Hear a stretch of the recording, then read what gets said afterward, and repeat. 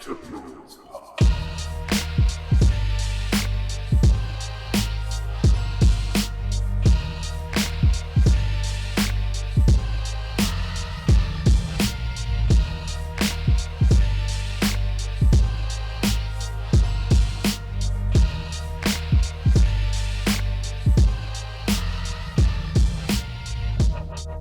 Hello, and welcome to ProlesPod, your bi-weekly dose of history, politics, and culture, without the liberalism. You can find and follow us on most social media platforms at ProlesPod and on TikTok at proles.pod. If you want to help us reach more people, leaving 5-star reviews on any of the various podcast catchers is the best way to do that. If you want to help us with our vision, you can subscribe to our Patreon over at patreon.com/ProlesPod. There's lots of great stuff there, such as early access to main feed episodes, bonus episodes, theory beats, study guides, raffles, surprise drops, and more, with more on the way. Also, some good news. We will now be doing monthly Vanguard drawings for a Proles pack. This will be a mystery box of sorts, which will include a postcard from us, some random communist pins, a random coffee table or history book, and a very limited run merch that we have designed ourselves. We will announce the monthly winner in an episode, as well as share a cheeky picture of the box on our Patreon. The Vanguard tier winner for this month is Lil Lumpenprol. Congratulations. If you could reach out to us, we will get your information and send you that Proles pack as soon as possible. These Proles packs will also be given out as rewards for future contests, so keep an eye out for those. This episode is going to be brought to you by Pollo Campero. Today, we're going to be talking about the struggle of Guatemalan guerrillas against imperialist and bourgeois reaction. But first, who do we have with us today? Hi, it's me, Ray. And our subject matter expert is... Hey everyone, my name is Brandon, and so I'd like to introduce myself and give a little background about who I am and what this topic that I'm researching is. So I'm from Guatemala. I was born there. I left the country when I was 4 with my family, migrated to the U.S., California, and just lived my whole life in California. Grew up in the U.S. But for some strange reason, well, not really strange, but my family never really talked about what happened in Guatemala, the Guatemalan Civil War. And a lot of it is due to the trauma embedded on indigenous people to be silent of these traumatic events that happened in Guatemala. So it wasn't until I went to my master's program in 2018 that I first found out that there was even a civil war, a conflict in Guatemala. So that led me to do more research on Guatemala. I went down a rabbit hole to look more on what happened, and I found out that there was a guerrilla struggle there, and I never knew who they were and how that even happened. So for my master's thesis, I did an interview, oral history interview on my family, mainly just to get their experiences on their migration stories from Guatemala to the U.S. And it shown light to the exploitative conditions in Guatemala and the super exploitation that undocumented people face now in the U.S. So I also found through oral history interviews with my great grandma, Mama Julia, that I come from my mom's side were Quiche, and then maybe a couple years later I found out that my dad's Quiche because he found out by talking to his own elders when he went back to Guatemala recently in And last Quiche year. and Cachiquel are different communities within the Mayan community. Yes. Yes, there are approximately 23 different ethnic groups in Guatemala, and the Quiche and the Cachiquel are one of the largest groups in Guatemala. So I also found out through the oral history interviews for my master's thesis that I was black too from my grandpa. So that brought the understanding of my own identity as Afro-Indigenous Guatemalan. So that very much inspires or guides the research that I do to shine light on indigenous people, but black people, but also the exploited people of Guatemala.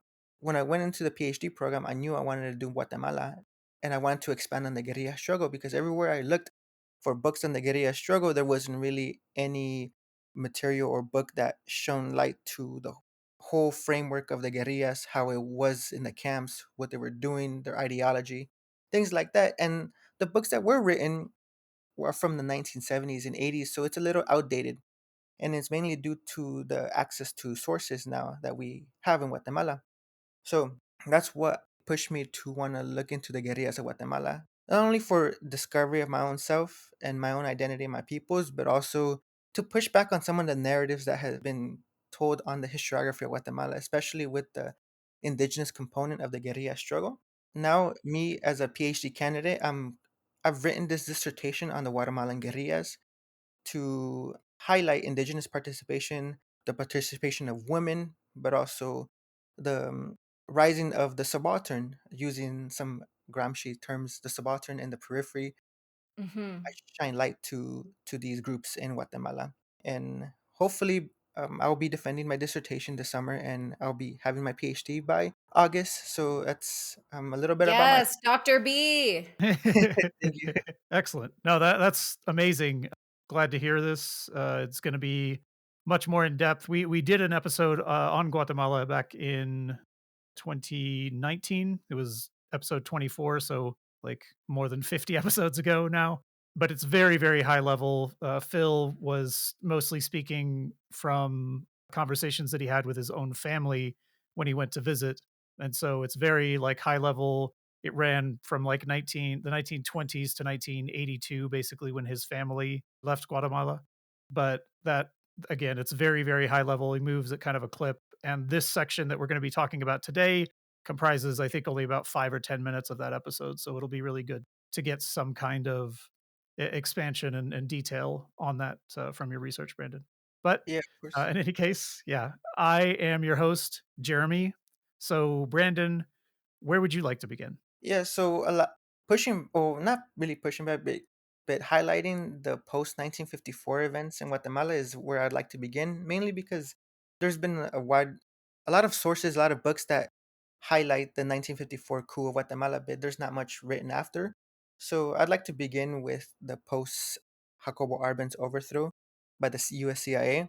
During 1954 to 1957, 58 really, there was big anti-communist push in the Guatemalan society that criminalized all the PGT members. So the PGT members, it's short for the Partido Guatemalteco de Trabajo, and it was the Communist Party of Guatemala.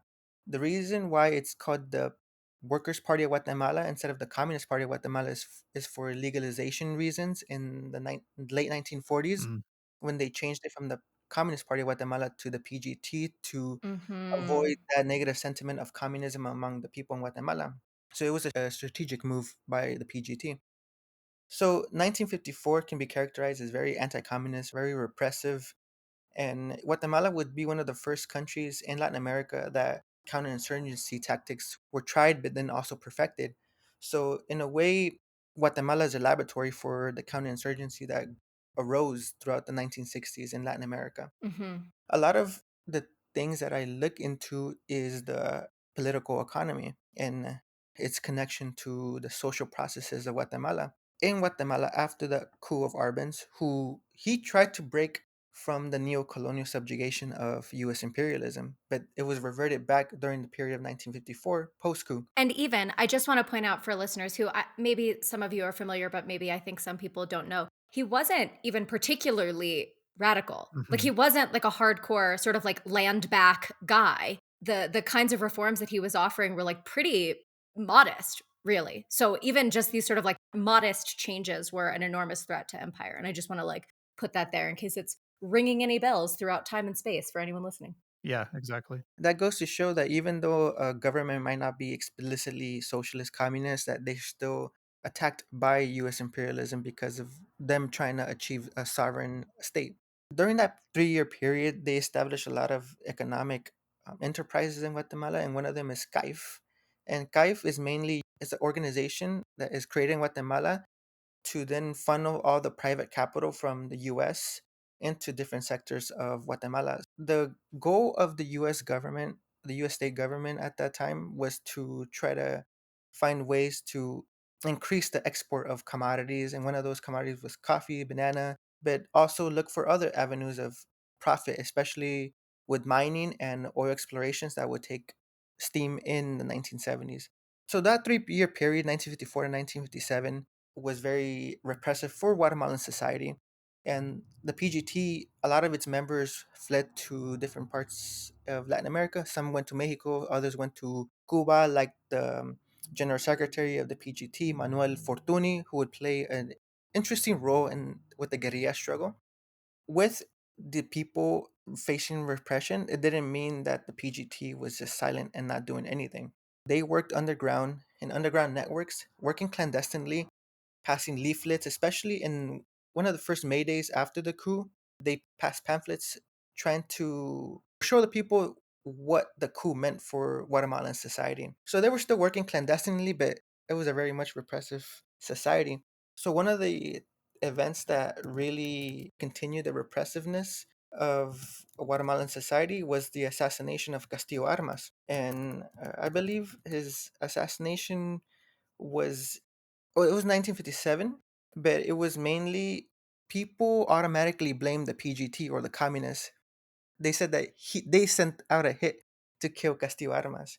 But in reality, it was someone from his own personal guard that assassinated Castillo Armas. So it just a lot of internal contradictions within the anti-communist movement too, because some of them wanted to be more repressive, others wanted to like just hold off on things or take a more slow mannered way to repression. But How long did it take for that narrative to be sort of found out? In other words, like, how long between when the Mm. communists were accused and when a member of the personal guard was actually discovered to be the perpetrator?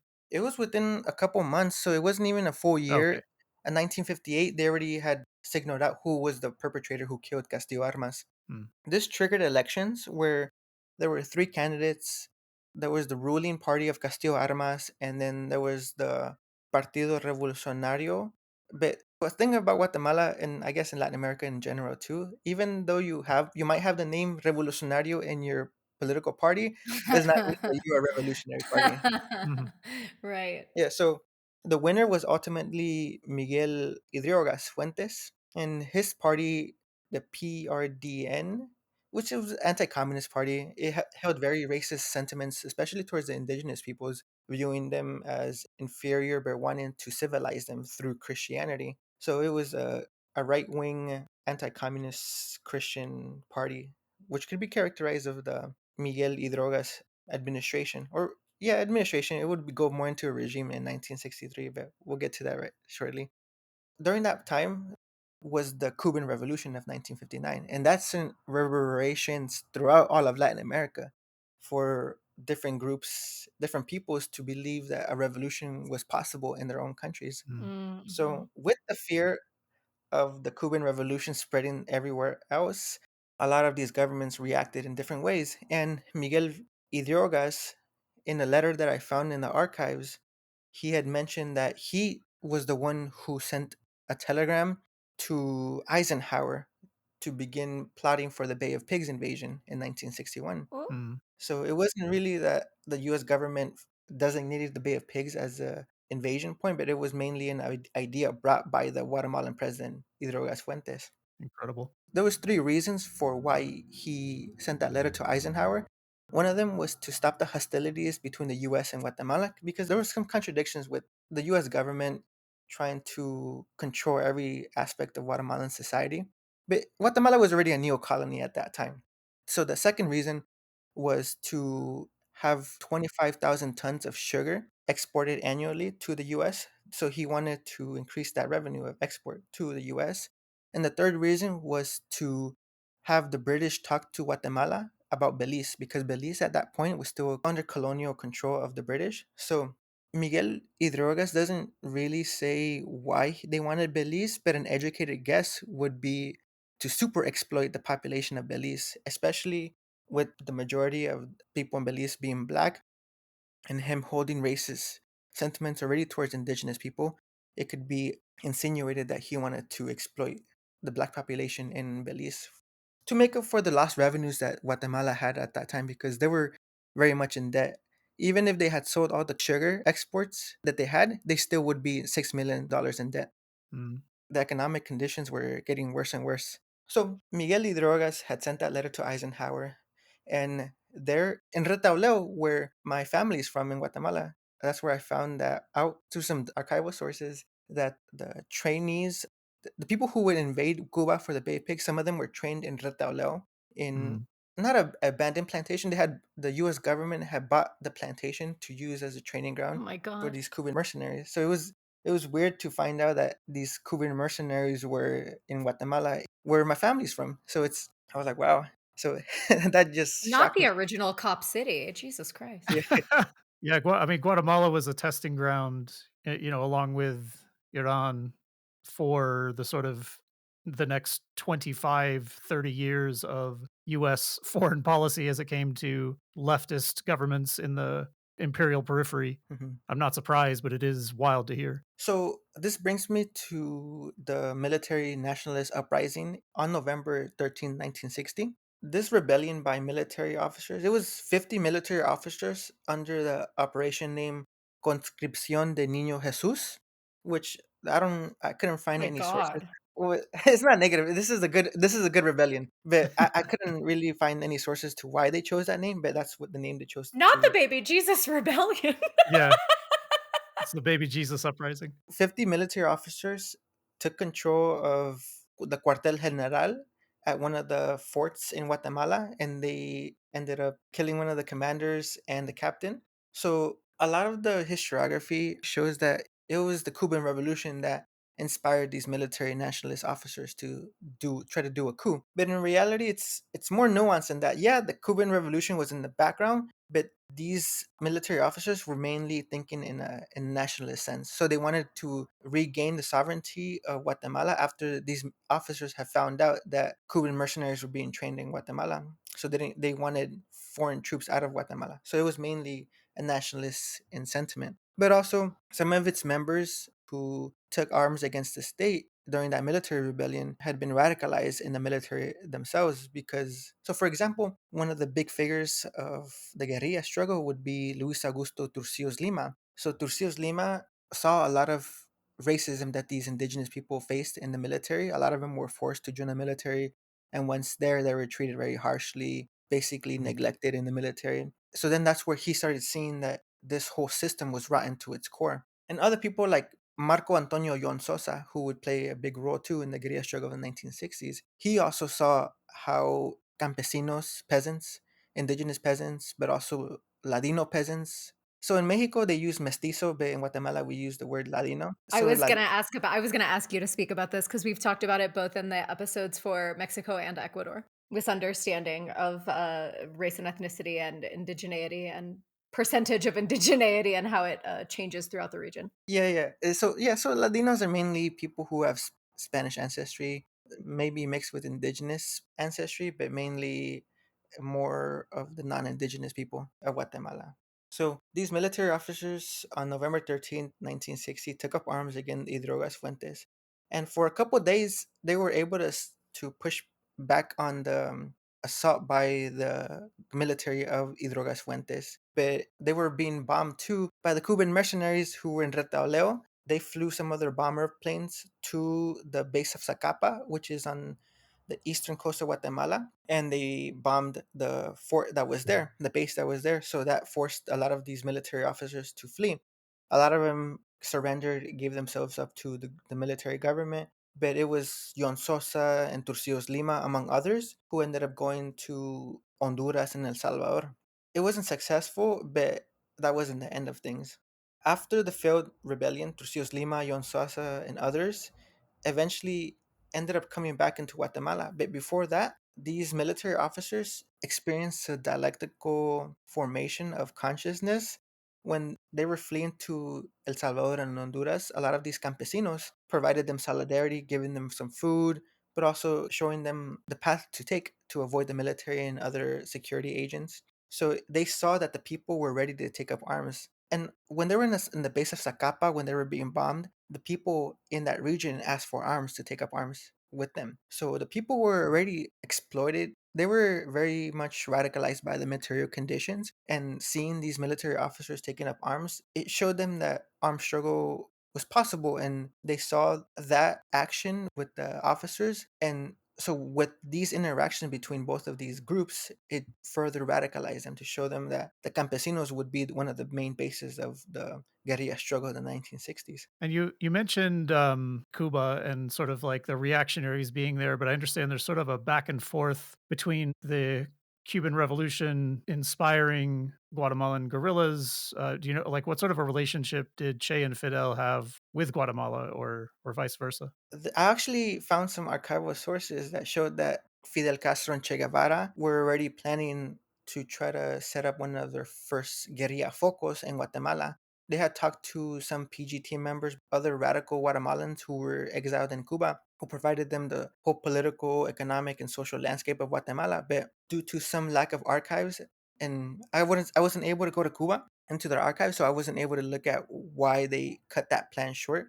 It never really materialized into a real plan. But Che and Fidel don't really come into conversation until 1962, September, October. And that's when a contingent of Yon Sosa, Turcios Lima, and a couple others, guerrilla leaders, go to Cuba to get training, but also try to see if they can get some funds. And one of the things that some people say is that Che Guevara and Fidel Castro told them to try to replicate the Cuban model. But there are some sources that show firsthand accounts from Yon Sosa and others asking Che Guevara, where should we start the guerrilla struggle? Who should we incorporate? Where's the best place to begin it? And Che responds, I'm not going to answer that question to you.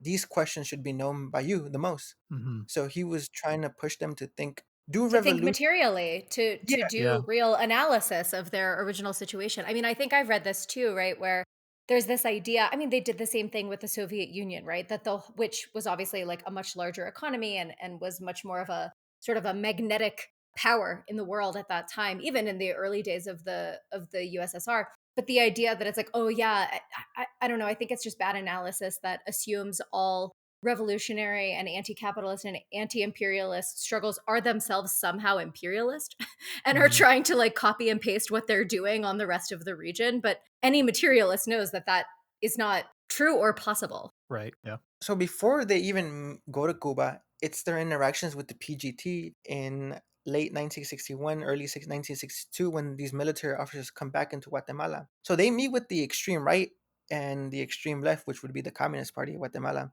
And that's when people like Turcios Lima began to study Marxist Leninist theory.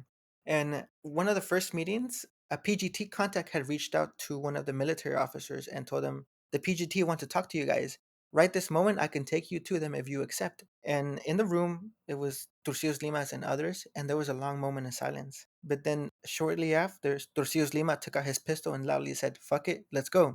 So that's one of the first contacts with the communists and these military officers to begin that dialectical formation of a socialist inspired revolution. So before their meeting with Cuba and Fidel and Che Guevara, it was a military nationalist sentiment. But after their meeting, when they come back into Guatemala in 1963, it was more socialist inspired. So you see that interaction with Cuba and Guatemala very much at the center of the guerrilla struggle. So it wouldn't really be until late 1963 that the guerrillas really form. And it's mainly three units of the guerrillas. One is commanded by Marco Antonio Yon Sosa, who would be chosen as the commander in chief of the guerrillas. And the other unit would be led by another military officer. But that unit experienced a lot of difficulties because it was composed of some communist people, but it was mainly composed of military officers and police people. And a lot of them held anti communist views. So that created contradictions within this column of the guerrillas and led to someone called Bernal Hernandez to betray the people and basically give them up to the Guatemalan military, leading to the basically annihilation of that guerrilla column. In reality, it was only two guerrilla columns that were left, Yon Sosas, and the other one would be the Frente Guerrillero Edgar Ibarra, and that one was going to be commanded by Turcios Lima. Yon Sosa chose the region of Zacapa to begin the guerrilla struggle, mainly because he had connections, familial connections, but also there was PGT contacts from the Arbenz period there that had built up some base of support. And Turcios Lima and others, especially people called Cesar Montes and Pablo Monsanto, they were the ones who were chosen by Turcios Lima and sent out to scout the region. This is when I want to bring the conversation of the indigenous aspect of the guerrilla struggle. Hmm. And I want to do this because Cesar Montes was sent to Rabinal in the department of Baja Verapaz. And that's where it's indigenous Achi, but Nowadays, they want to be called the indigenous Rabinaleb because Achi refers to man, and Rabinaleb is a gender neutral term, just composing Hmm. the whole community. Mm-hmm. That's one of things I want to note. So Cesar Montes goes to Rabinal because Turcios Lima had heard stories of some indigenous people doing some direct action in the name of the guerrillas, which at that point they were called the MR13, the Movimiento Revolucionario 13 de Noviembre. Turcios Lima sends Cesar Montes to see what are these indigenous people about, like who are they? Once there, Cesar Montes meets Emilio Roman Lopez Pascual. His guerrilla nickname was Pascual, and he was an indigenous Rabinale person who was radicalized during the Arbenz period. And during the Arbenz overthrow, him and some indigenous people had gone to the city to ask for arms, but they were never given any arms. So then he went back, and there was fraudulent elections in Rabinal in 1961 that prevented him from taking office. So that pushed the necessity that armed struggle might be one of the only ways forward. So once there, Cesar Montes meets with Pascual and Fidel Rashkako Shimulu, and his guerrilla name would be Socorro Sical. They meet with Socorro Sical and Pascual and other indigenous Rabinale people, and that's where they're like, yeah, we want to join the guerrillas, but how do we do it? What do we do? And so then they all chose their own guerrilla name, and they headed off with Cesar Montes, but they established a logistics network there with some indigenous people. And someone I interviewed during my time in Guatemala in summer 2022, his name was Fidel. And he talks about how he was between the ages of 8 and 10 working for the guerrillas already. Hmm. So one of his main jobs was to transport weapons for the guerrillas. Oh my God. So these weapons would be coming from the capital and going into Rabinal, and these weapons were on board of trucks that had vegetables. So once these trucks were refueling, these Rabinaleb youth would be behind the truck taking out weapons and then transporting to the other truck that was going to transport them somewhere else. Hmm. So that was the main interaction that these youth had with the guerrillas at that point.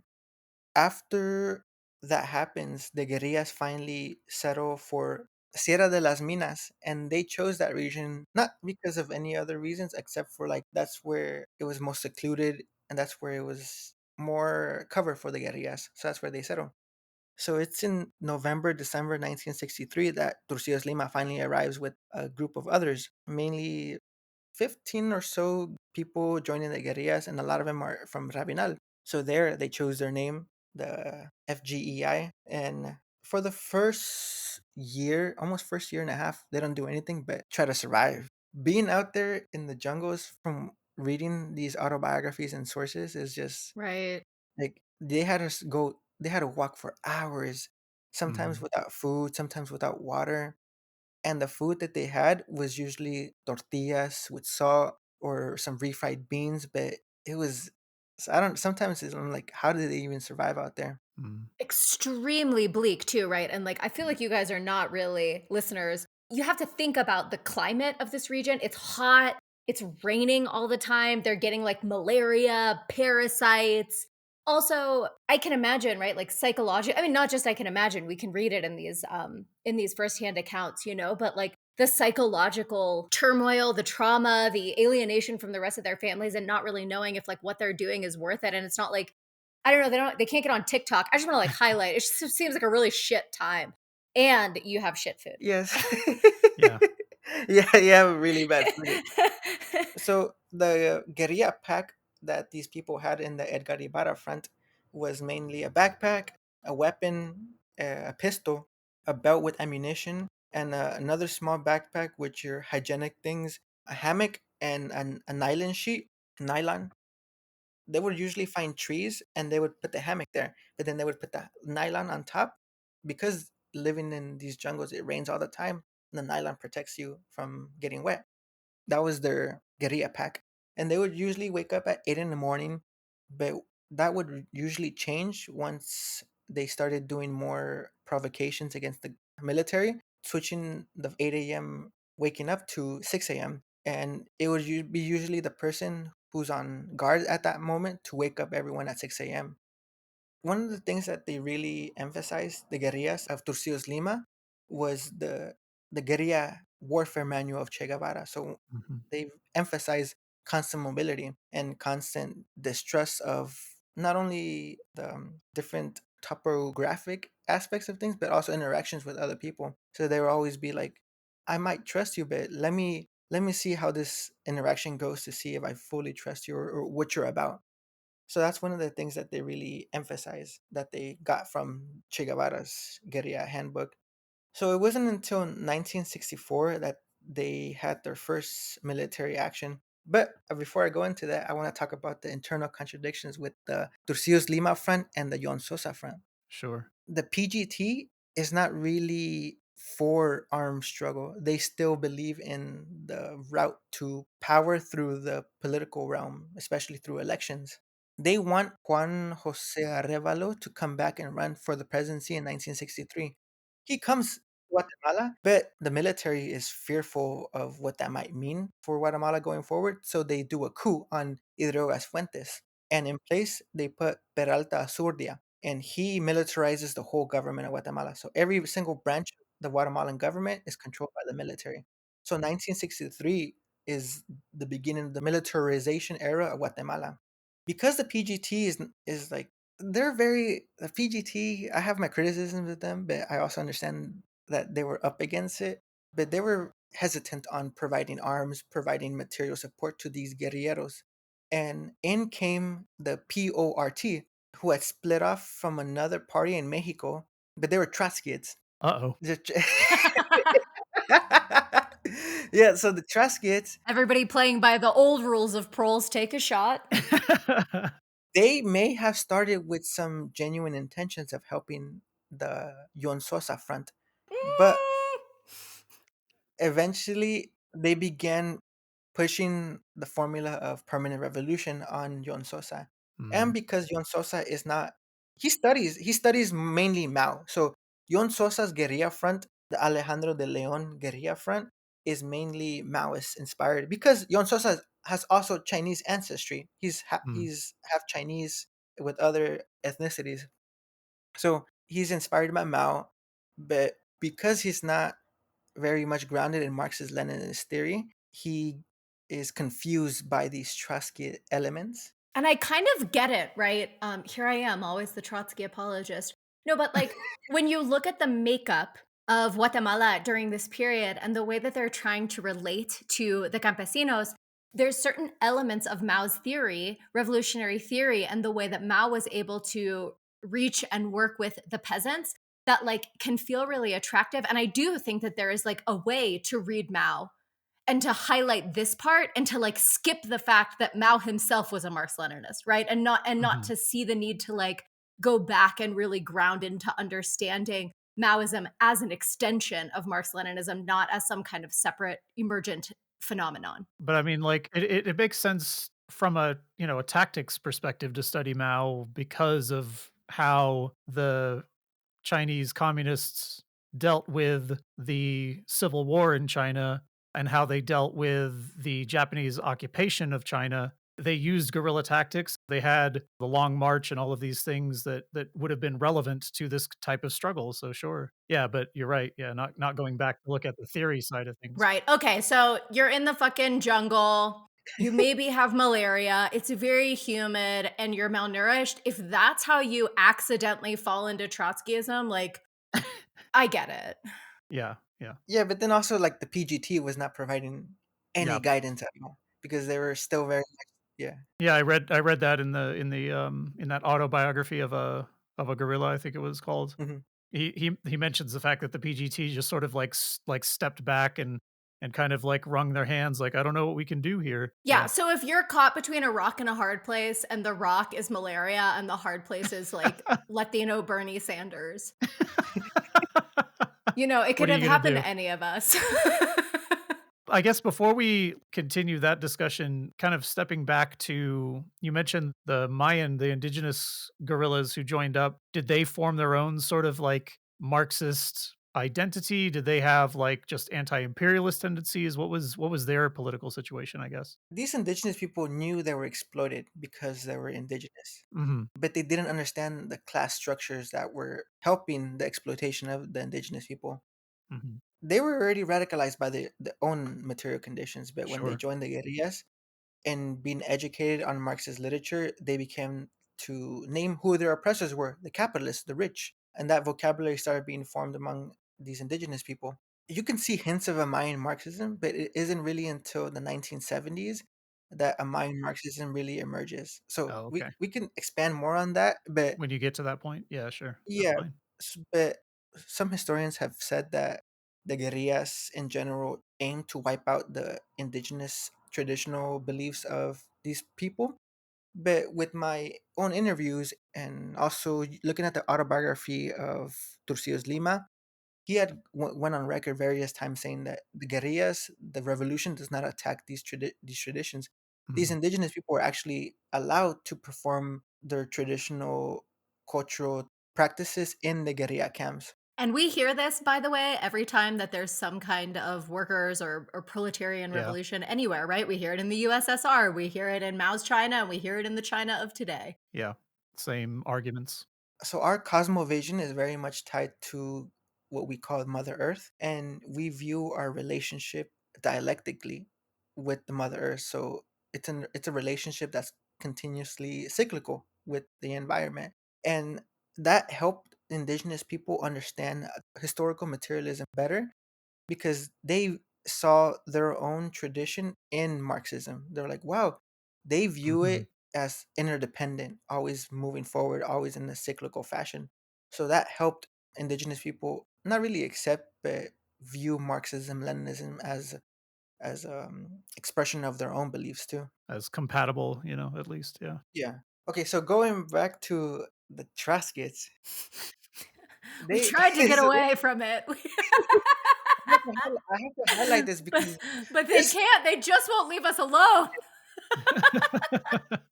so they were providing shipments of arms, but there was also a group of Trotskyists that joined Yon Sosa's front, and a lot of their influence started pushing on Yon Sosa. But Yon Sosa also didn't have a voice developed within the guerrilla struggle in intellectual aspects, so he kind of took the backseat.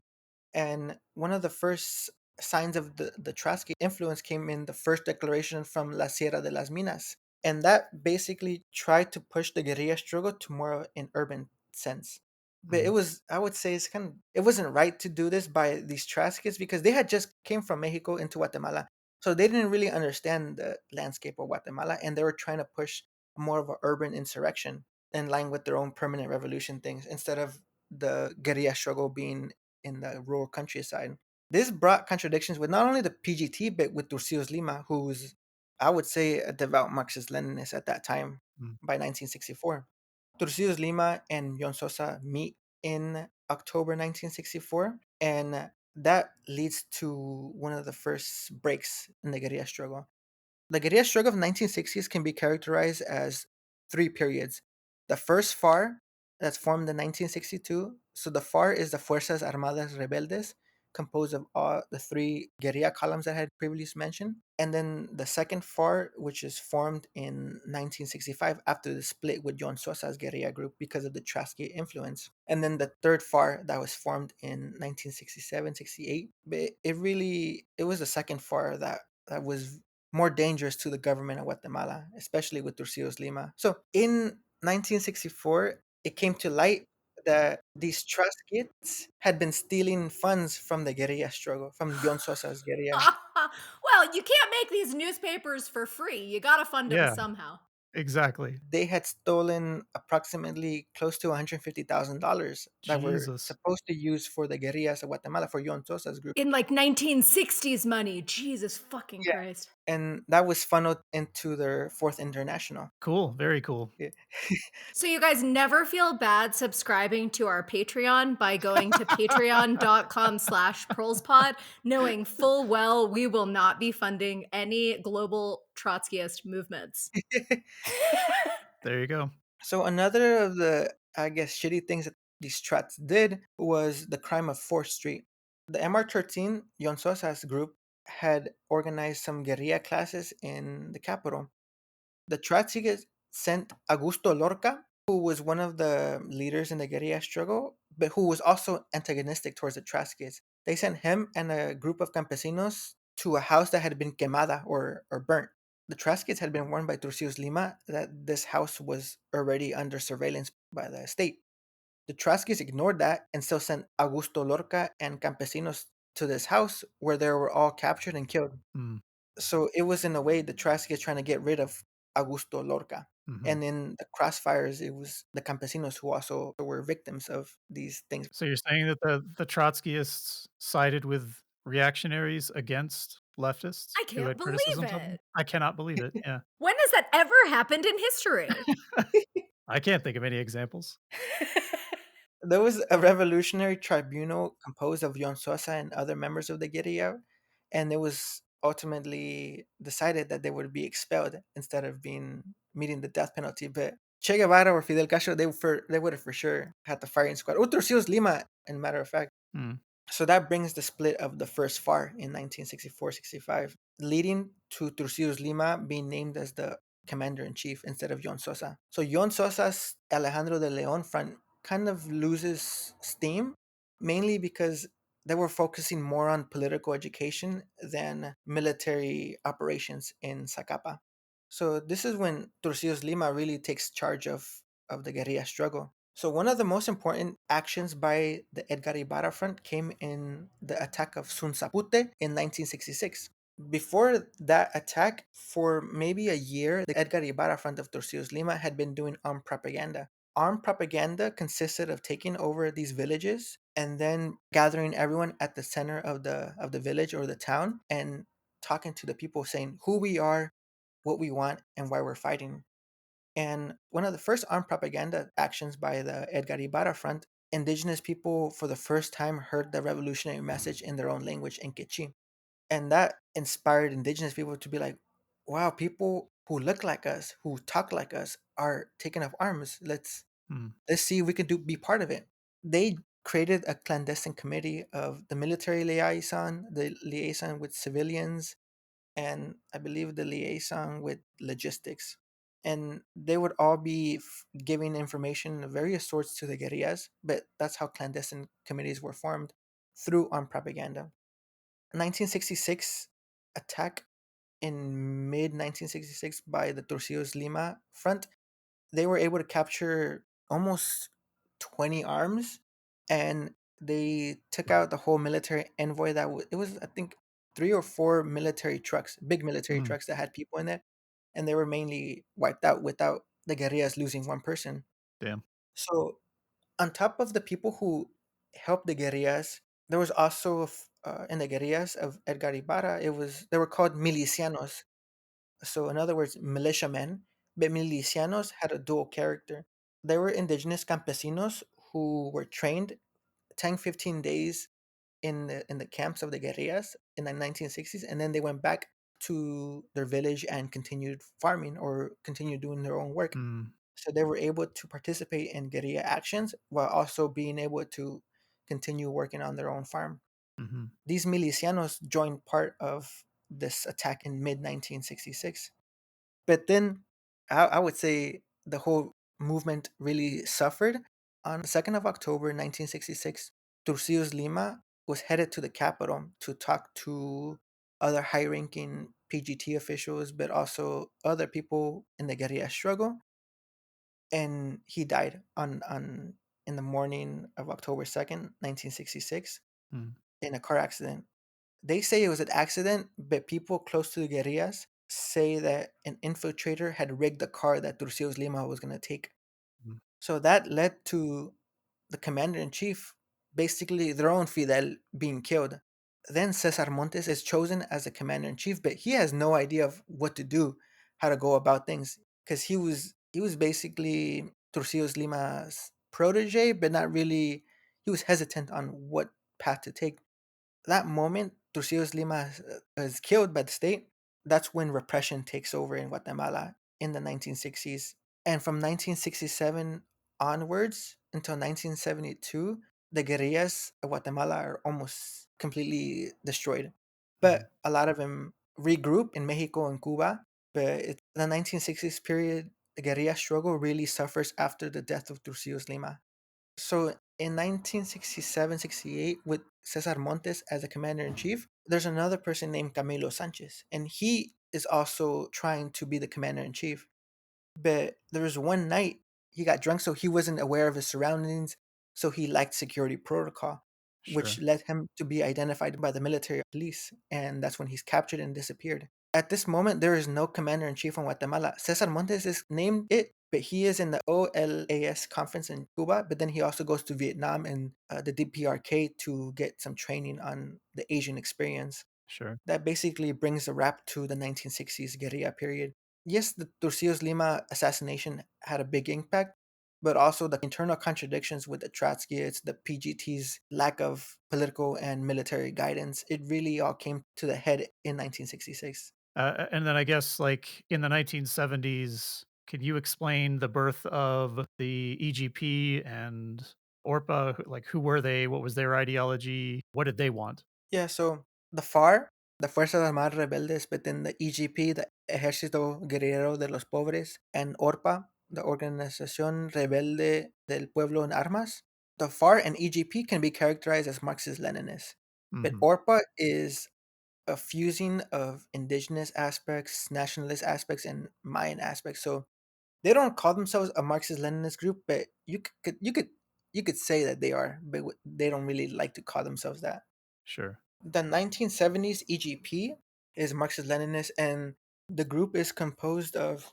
It's connected to liberation theology of the 1960s Mm. that takes wave in Latin America.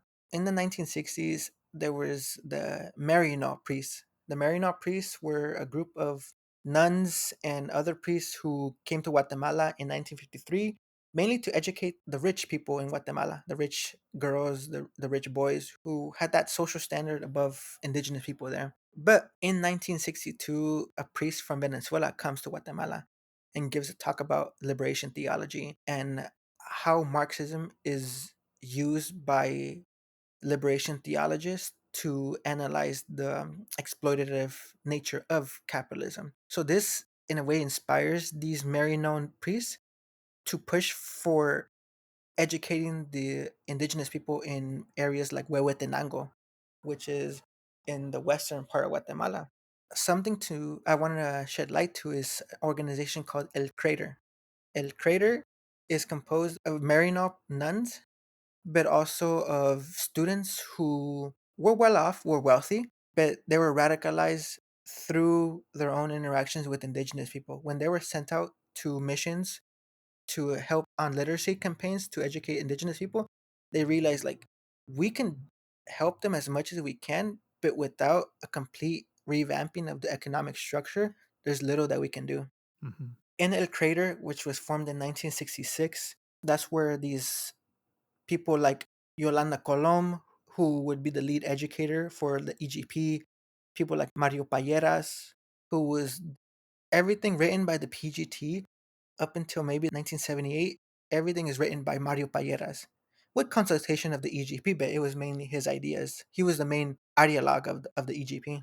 The Gotcha. EGP is very much rooted in liberation theology of the 1960s. And the EGP, in the book Mario Payeras writes, Days of the Jungle, they say that they restarted the guerrilla struggle in 1972. But that kind of erases the fact that FAR was still operating, but in Petén. In Petén is near the Mayan ruins of Tikal. That's where the FAR was organizing. Mm. EGP entered Guatemala through Ixcan on January 19, 1972, with 15 members, not to restart the guerrilla struggle, but to continue it. And like the first guerrillas of the 1960s, the EGP suffers a lot in their first months in the jungle, having to adapt. This leads to a logistics network being formed in the capital, Guatemala, with people like Megan Thomas, who had the privilege to interview, and Yolanda Colom, who were some of the first in the guerrilla struggle. They like to differentiate between guerrilla members and militants. Guerrilleros were the ones who were in the mountains. Militants were the ones in the city, in the urban sector, providing logistical support and other support for the guerrillas. Hmm. So there's a difference between a militant of the guerrillas and a guerrillero of the guerrillas. If that makes sense. Yeah, Mhm. absolutely. The EGP brings forth their first Congress in 1974, and that's when Yolanda Colom, who was tasked with the educational materials, comes to the mountains and proposes her idea, which was fused by Soviet literature. And I think it's Antoine Marenko. He was one of the educators who emphasized a collective type of education in the Soviet Union in the 1920s. Hmm. So she uses that, but also Paulo Freire's concepts of the pedagogy of the oppressed. Sure. So she uses these two concepts, but also what she learned with these nuns in El Crater to help educate the indigenous people, not only with helping them how to read and write, but from the sources that I have, I've looked at, there's a handbook that I have. It's called Aprender para Vencer. So learning to be victorious. And the material is they're being taught these different words like class, exploitation, Mhm. capitalism. So they're being taught how to read and write, but from a Marxist lens. I mean, this is much the way that peasants were educated in Vietnam, like Marxist guerrillas, Marxist Leninist guerrillas, I guess, were in the jungles of Vietnam teaching peasants how to read, but also instructing them in Marxist Leninist theory, which is one of those things that, like, a lot of people today will say that, well, the people can't understand this. People can't understand these concepts. It's not so you need to speak to them on their level. You need to Mhm, dumb mhm. things down. And I would argue that if peasants, illiterate peasants in Guatemala and Vietnam can understand these concepts, then working class people can understand them in the West, surely. Oh, yeah, for sure. In the first Guerrilla conference in 1974, they also established their ideology, but also the structure of the guerrillas. And one of the things that they really emphasize is self criticism and criticism. So they really follow the Leninist method. They had read literature from Lenin, but also Stalin, to learn how to organize the guerrilla. And one of their main components is the democratic centralism, being at the center of decision making. With the EGP, sometimes centralism takes over democracy, and sometimes the democratic aspect of things takes over centralism. And so it was more of a dialectical framing of democratic centralism because at times when they're being attacked, they have to make decisions quick. Mhm. But then when there's time to sit down and actually debate, that's when the democratic aspect takes over. EGP was a Marxist Leninist guerrilla organization, and two of their programs that they emphasized in the 1974 Congress was the Línea de Masas, so the mass line, and the military line of the EGP. So there, they constitute the revolutionary struggle as the Popular Revolutionary War, which consists of a military strategy, a mass line, and an international political line. So the EGP is very much influenced, especially by Vietnam, the Vietnamese Marxism, Mhm. because a lot of the people from the EGP who were in FAR in the 1960s, they had been sent to Vietnam to understand Vietnamese Marxism. So they came back to EGP and brought some of their experiences with them. Things really take a turn with the earthquake of the poor in 1976, and it devastated indigenous communities in Guatemala. It was a big earthquake that left thousands of indigenous people homeless and dead too. Mhm. And the state did basically almost nothing to help these indigenous communities recuperate what they had lost. So this is when the radical Catholic sector comes into play again. And this is when people like Emeterio Tosh Medrano in the 1970s, who was radicalized through this liberation theology educational program, he begins meeting with people throughout Guatemala, but mainly in the indigenous regions, the highlands. He meets with these people and they begin educating themselves and talking about, like, yeah, we're Christians, but there has to be more that could be done. So then that's when they began analyzing the social conditions of Guatemala. So Emeterio Tosh Medrano's group would eventually be called the Comité Unidad de Campesinos, or CUC, and it would be one of the biggest indigenous organizations in Guatemala in the late 1970s. And a lot of the people in CUC were guerrilleros. They would go on to join the guerrillas, but also the guerrillas had sent some people from their own organization into CUC to begin trying to radicalize these indigenous people to take up arms. The first action of the EGP is in the last week of April 1975, and that is when they kill Ixcan's most hated landowner called Luis Arenas Barrera, or his nickname was known the Jaguar of Ixcan. So that is when the EGP officially comes out into the open. Coming out swinging, just killing a Yeah. landlord. Love to see it. Yeah.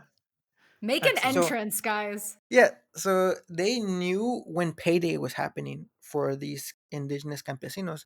They went secretly to where Luis Arenas Barrera was going to be handing out the money to the people. He was about to give money to the people, but then as he was counting money, the EGP had ordered him to raise his hands. And instead of raising up his hands, he went for his gun. And that's when he was killed. And once he was taken care of, the EGP began its armed propaganda talk, explaining to the campesinos in their own language who they were fighting for. And following this speech, the people began to chant, "Long live the poor, death to the rich."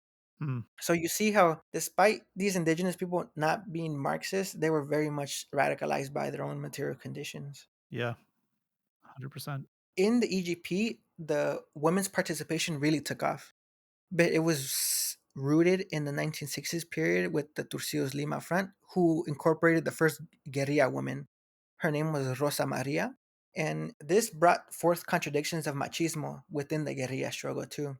Just because you call yourself a Marxist, a communist, or a revolutionary for taking up arms does not mean that you're not vulnerable to these patriarchal views. Certainly. That's why I have to make all the sandwiches for the other proles. I'm so sorry. I'm celiac. I don't even eat sandwiches. We're not even in the same country. By the time the sandwich gets here, it's very stale. That's what I use your Patreon money for, is sending sandwiches via DHL. Express. Yeah. Express sandwiches. Women's participation really takes off with the EGP. So I want to read a short excerpt from a testimony of an indigenous mom, guerrillera. Her name is Marina. She says, "I joined the EGP at 17 years old. I left, and when I got here, it was peaceful. They were nice and respectful. There, they explained that we all have to work. They taught us how to train and exercise. They prepare us by giving us a weapon to disarm an arm and how to operate it. There, they gave us 2 months of training and they asked us where we wanted to be, whether to be a combatant or serve another role. If you chose another role, then you would work carrying food and supplies while others take up the role of delivering messages to other communities." So, with the EGP, you were given the option of, do you want to take up arms and be in the front lines, or do you want to have another role? So, indigenous people were never taken advantage of and never forced to be in the front lines. Mhm. They were always given an option. So that's something that was really good to see with the EGP with the guerrillas there. But still, there were still forms of machismo in the EGP. But a lot of them were still, when they joined the guerrillas, they saw that people would be doing different duties. It wouldn't be all women just cooking or cleaning. Right. Men would also be the ones cooking and cleaning. They would take turns. They were practicing a radical transformation of what society could look like in these camps in the jungles. That really brings me to the end of the 1970s with the EGP, with the coming out of them after them killing the Jaguar of Ixcan in 1975. Throughout this period, ORPA is working silently. They developed their organization, and their main leader is Rodrigo Asturias, who is the son of one of the biggest writers in Guatemala. He wrote El Señor Presidente and other big books that are. He won a big prize. I forgot what the name of the prize, but he was very well known in Guatemala. His guerrilla name, Rodrigo Asturias, was Gaspar Ilom, and he was the leader of ORPA from 1971 to 1979. So for 8 years, they worked clandestinely in the western region of San Marcos with the indigenous people. There, it was interesting because they worked for 8 years without ever being found out by the state, by any Mhm. military agents, anyone. And that just shows you that indigenous people wanted the revolution. They wanted to take up arms. And to do so, they practiced ultimate secrecy to maintain secrets that where these camps were at. Because according to Gaspar Ilom, they had interacted from 8 years that they were organizing. They had met with more than 5,000 people, Mm. and none of them ever sold them out to the Guatemalan military. Which, again, two different things. One, the influence of Vietnamese tactics and strategy in their movement spaces. And two, I think one of the common, of course it is, one of the common critiques lobbied against the guerrillas is that they were sort of like Soviet puppets, right? But Sure. Yeah. there are so many opportunities for that not to be like, there's so much evidence that that is, in fact, not the case. Yeah, and that just shows you that like the trust that these guerrilleros built with the indigenous people. Hmm. And so the EGP's leader was Rolando Moran, but it was they had Directorate Collective, and it was composed of 10, 15 people of the original people who came into Guatemala in 1972. So it was Rolando Moran, but it was more of a collective type of organization and with the EGP. Certainly. They came out in 1975 killing the Jaguari Ixcan, but for much of the late 1970s, they didn't really do any big actions because they were facing the increased repression of Guatemala, especially with the extreme militarization of the Guatemalan society. Because by this time, they had Aranos Osorio was elected president in 1970s, and then came I forgot his first name, but his last name is Languard. He was also a military officer, and then in 1978, it was another military officer culminating in 1982-83 with Efrain Rios Montt taking charge of Guatemala. And that really, they emphasized scorched earth tactics where they would just completely destroy indigenous communities. Hmm. Using, by the way, the exact same argument that we hear today with human shields, scorched earth, same, same. Yep. Yes. So what was going on in 1982? Like, what were the conditions that were happening there, and I guess the years beyond that? Yeah, so 1982-83 is one of the biggest setbacks that the guerrillas face because their main supporters are being destroyed, being killed. The communities are being completely annihilated, and a lot of these indigenous communities have to flee into Mexico. And this produces one of the first waves coming into the US of Guatemalan indigenous migrants. Hmm. But so I want to take a few steps back and still highlight El Comité de Comunidad Campesina, CUC, because they were one of the most important indigenous organizations. And without them, the EGP might not have operated the way it did or grown to because EGP was the biggest guerrilla group in the 1970s, 80s. Without CUC, I don't know if that would have been possible. Like I said, Emeterio Tosh Medrano, they studied theories of organizations with the foundations of Leninism, but they also adapted some concepts to indigenous reality from the wretched of the earth and the pedagogy of the oppressed. Sure. Like I had previously mentioned, a lot of these indigenous people joined the guerrilla struggle in the EGP. But another thing I want to highlight that I've never read anywhere else, but I looked at the sources, and these indigenous people who received Marxist education then began to look at, okay, how does Marxism really apply to Guatemalan society? And one of those things was what's the one Stalin does, the national question. Hmm. Something that would piss off historians or US academia is, in my research, I don't, I guess, make a big deal of it, but I put it in there just because it's important that these indigenous intellectuals now, these organic indigenous intellectuals receiving Marxist literature, look at Stalin's national question and they're like, okay, how does that apply here? And they basically analyze Stalin's text and then look at what's adaptable and what's not adaptable. And they give criticisms of Marxist texts of Stalin's work, but not in a way to criticize them, in a way to be like, okay, this is where it's lacking here in Guatemala. So these indigenous people build on Stalin's work and basically talk about a federalist approach, which in Guatemala now is called the establishment of a plurinational state. A Hmm. plurinational state would be an assembly composed of every ethnic group in Guatemala in accordance with the Ladino governance. So it would be indigenous people represented in the government having control of the state. That's something that is very much birthed in the 1970s with building on Stalin on the national question. Which we still see today in Bolivia. We see it in other parts of Latin America as well. Shout out to Mhm. Stalin. Love you, buddy.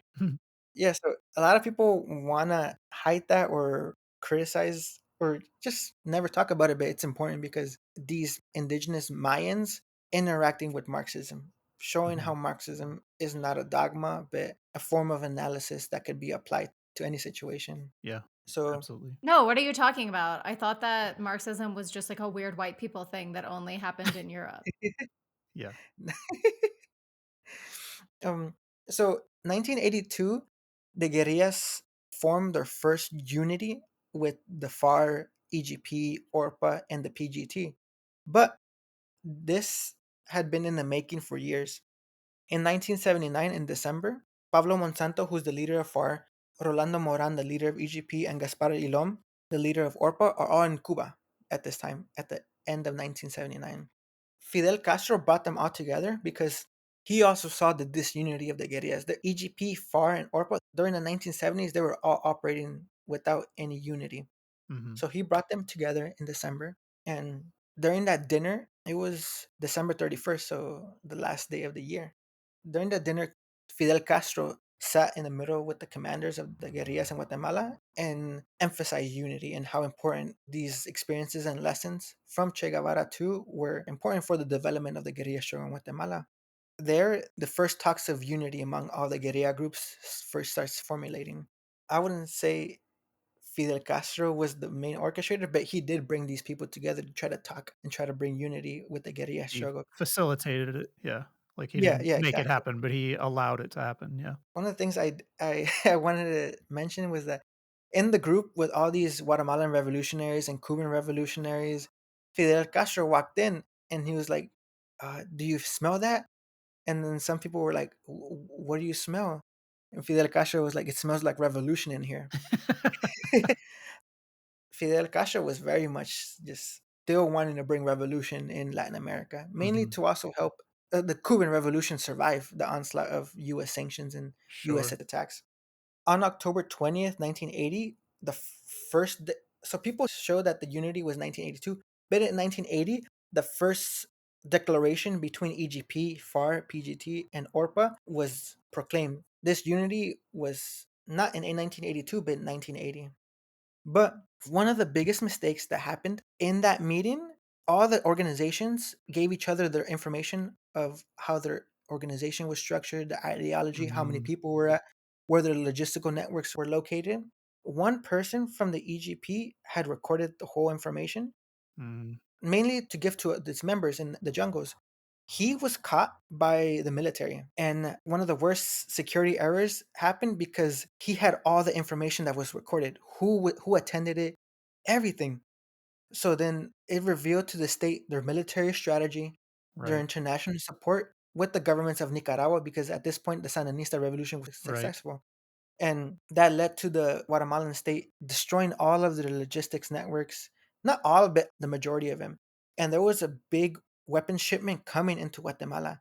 And because of that security breach, after that EGP member was captured, that shipment never arrived. And that shipment was going to be used for like what you would call the final offensive. Hmm. The guerrilla struggle in Guatemala might have been successful if these weapons came. It was hundreds, maybe thousands of weapons that were aimed to go for the FAR, EGP, and ORPA because they already had talked about unity. Hmm. Things might have looked differently, but things happen. And so, yeah. In the 1980s, that's when the guerrillas really amped up their attacks on the military. So all guerrilla groups, ORPA, EGP, FAR, they're all attacking different sectors of the military throughout the whole country. And it's mainly hit and run. It's not like they're overtaking towns and things like that. It's still sporadic battles that happens in throughout Guatemala. But things really take a turn with Lucas Garcia taking control of Guatemala in 1978. And he's the one who first proposes the scorched earth tactics that leads to the scorched earth tactics exacerbated by Efrain Rios Montt in 1982, wiping out whole indigenous communities. So my research ends at 1982, not because the guerrilla struggle ends, but that's when political unity was achieved, but military unity was never really seen. And that's one of the big setbacks that the guerrillas take. From 1983 until 1996, there's splits, there's internal contradictions that lead to disagreements. The guerrilla unity that was basically achieved in 1979, 1980 was basically thrown out the window. And it felt like it was every man for themselves now. One of the most impactful interviews I had was I went to Ixcan in summer 2022 and I talked to the people's names are the guerrilla names. I don't use their real names because they still face repression in Guatemala. And one of these people was Rafael. And this oral history interview was almost 6 hours long. He told me his whole life story, why he joined the guerrillas. And my conversations with Rafael shed light to why indigenous people joined the guerrillas, but also other concepts that are important. because there's so much trauma and violence in Guatemalan society, my work was trying to emphasize other concepts, other aspects of society there. Mm-hmm. And one of the things that I got from these conversations with indigenous people was the importance of love, trust, and education. To love your people so much that you're willing to take up arms and die for your country is Mm. it's an act of love. And then without trust, these logistic networks would have never been created by indigenous people with guerrillas. And without this Marxist education, they would have never known who the real exploiters were. So Rafael experienced a lot of trauma in 1982, 83, with his whole village being destroyed. He was a young boy, 14 years old, and he was captured by the military because he was accused of helping the guerrillas, and they were torturing him. And he recalls that he doesn't know how he did it, but he was able to escape. And he found the guerrilla camp, the EGP guerrilla camp, and he was filled with so much hate. He just wanted to kill as many Guatemalan military officers as he could. But once in the guerrillas, they educated him with Marxist education and told him, no, here we fight for the people. Here we fight for the exploited. Here we fight for the love of our people. And that's when his whole mentality was shifted from hatred, wanting to kill as many people as he could, to fighting for his country, fighting for his people. So you see how love, trust, and education is very much at the center of the guerrilla struggle in Guatemala. Mm-hmm. It's beautiful. That's basically my research. I want people to get that indigenous people, women, people who historically have been exploited in Guatemala were the people who took up arms. They were Mm-hmm. fearless, but also very much guided by revolutionary love, like Che Guevara says that a true revolutionary is guided by acts of love, things like that. But the guerrilla struggle impacted these generations that we see now in Guatemala because since 2021, mass protests have been happening in Guatemala and they have been all led by indigenous people Mm-hmm. who their parents were in the guerrilla struggle. Yeah, the Guatemalan guerrillas they didn't achieve their goals of a socialist revolution. And I don't view their guerrilla struggle in the terms of success or failure.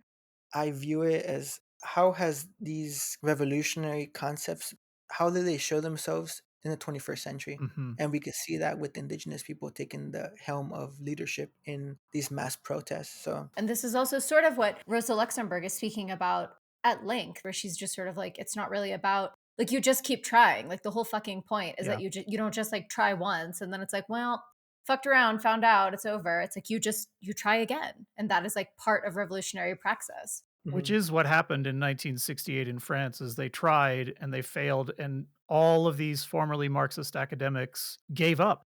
They were like, well, it didn't work, so let's shift away from Marxism, which is silly. You know what I mean? Like it's a defeatist kind of perspective. And no, I think that's absolutely spot on. That every failure is an opportunity to learn and to improve, not to give up. mhm. Well, that about does it for this episode. Thank you so much to Brandon and to all of our listeners and Patreon subscribers.